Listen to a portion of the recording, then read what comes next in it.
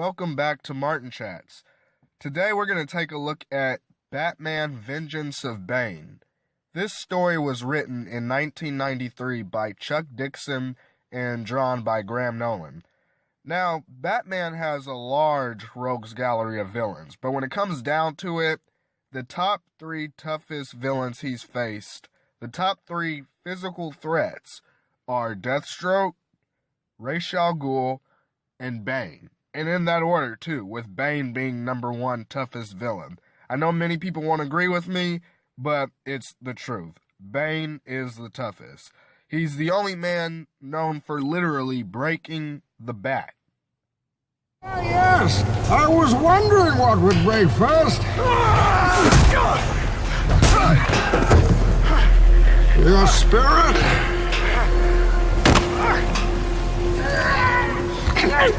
Oh, your buddy!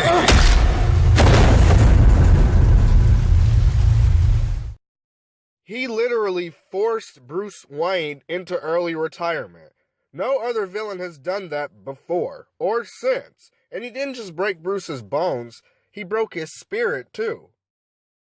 Gotham.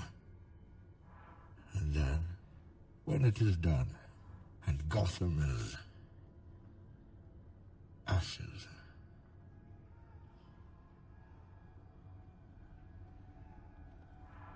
then you have my permission to die.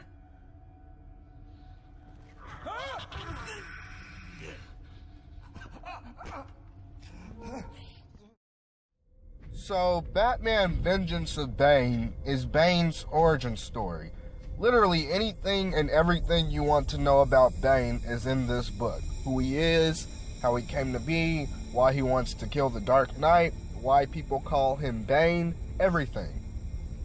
In the Caribbean island of Santa Percia, Bane was born in a prison called Peñadoro for the crimes of his father. In Santa Percia, if a man somehow eluded the authorities, it was custom to punish his son. The only thing was, Bane wasn't yet born. He was still in his mom's stomach. So, she was in prison in Peñadoro, and while she was in prison there, she had him. And while the boy was growing up in the prison, you see him running around with his teddy bear, and it's really cute. But the law of Santa Percia wasn't without mercy. Even though the boy and his mom was in prison, they were like in a protective custody, so they were safe from the other prisoners. Unfortunately, his mom died when he was 6 years old, and the warden of Peñadoro took away the boy's protective custody and threw him into the lion's den, and he was forced to fend for himself in this hell on earth. And you really feel sorry for him. I do. Look at him with his pillow and his teddy bear being escorted to a prison cell at 6 years old after his mom just died. And his mom was denied a Christian burial. Her body was thrown in the ocean for shark food. On his first night, he gets targeted to be used by one of the other inmates, and the next day is confronted before being defended by another prisoner named Trog. During this confrontation, the boy was pushed over a railing, landing on his head and putting him into a coma. Lucky him, right? While in a coma, he sees a vision of himself years from now as the man he would one day become. But the only thing standing in his way of greatness was fear. As a kid, Bane would have nightmares about being chased by a demonic bat creature. In order for him to become the man he saw in his dreams, he would first have to conquer fear. When he woke up, he was determined. He was no longer an innocent child anymore. And the first thing he does is confront the prisoner who had frightened him his first night, brutally murdering him with a shiv. It's like freaking Michael Myers as a kid. It's funny, both Bane and Michael were both 6 years old when they got their killer instinct.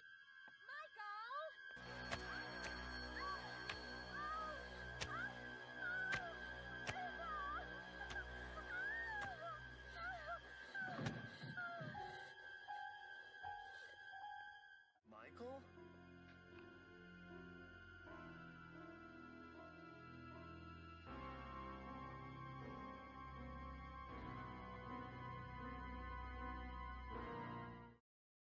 the guards and the warden found out the prisoner had been killed, they traced the blood trail all the way back to the boy. The warden claimed that the boy has turned into a feral creature and called him the Bane of anything holy, and that's how he got his name. The warden then ordered that Bane be put in a extreme isolation pit and that he wouldn't be released until there was hair on his chest. The pit that Bane's thrown into is a solitary cell that opens into the ocean through a grate and floods every night. So he literally has to fight for his life each night. It kind of reminds me of The Dark Knight Rises when Bane told Batman he was molded by darkness. Oh, you think darkness is your ally? You merely adopted the dark. I was born in it, molded by it. I didn't see the light until I was already a man. By then it was nothing to me but blinding.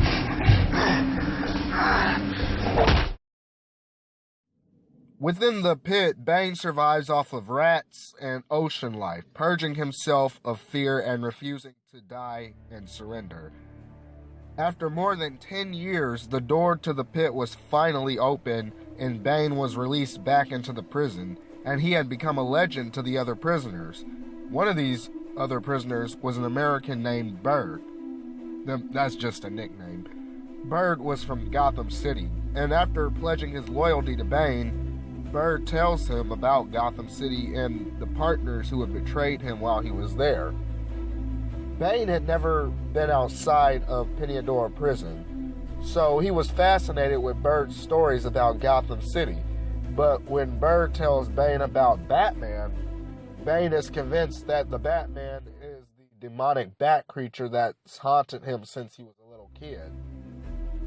And from then on, he vows to destroy the Dark Knight, and over the next few years, he turns his attention to becoming the perfect figure he saw in his vision when he was a little kid. Bird taught him how to read, and Bane realized there was power in words. He read 3 books a day, and even learned to read in 6 different languages. While other prisoners had drugs, tobacco, and sweets smuggled in, Bane used the other prisoners to bring him books. He trained his body, he learned how to fight, and each day of each year brought him closer to the image of perfection in his mind.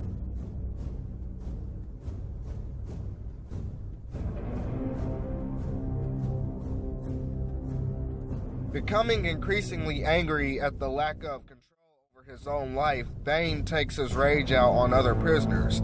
And after his body count passes 30 men, the guards bring him down, and the warden hands him over to prison doctors to be a subject for experimentation.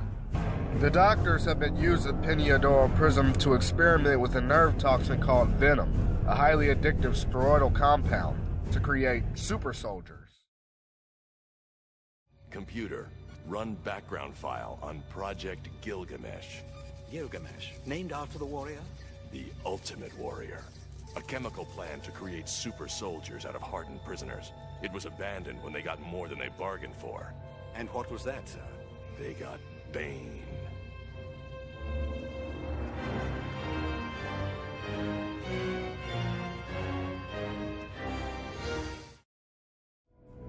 While other prisoners was killed by this experiment drug, Bane survived and developed superhuman strength.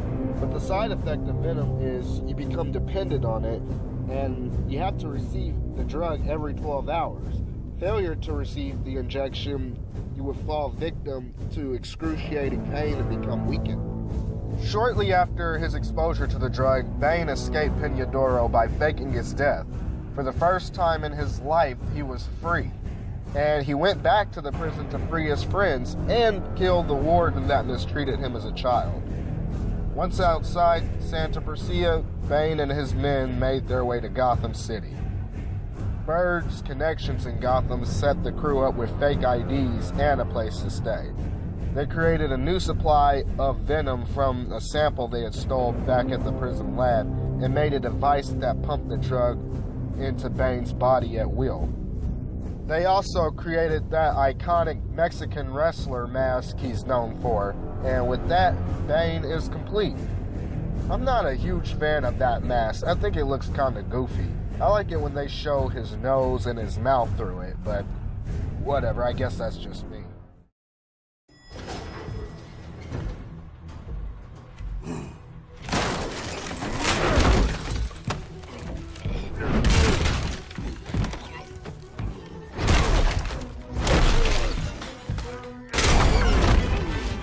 Nice of you to drop in.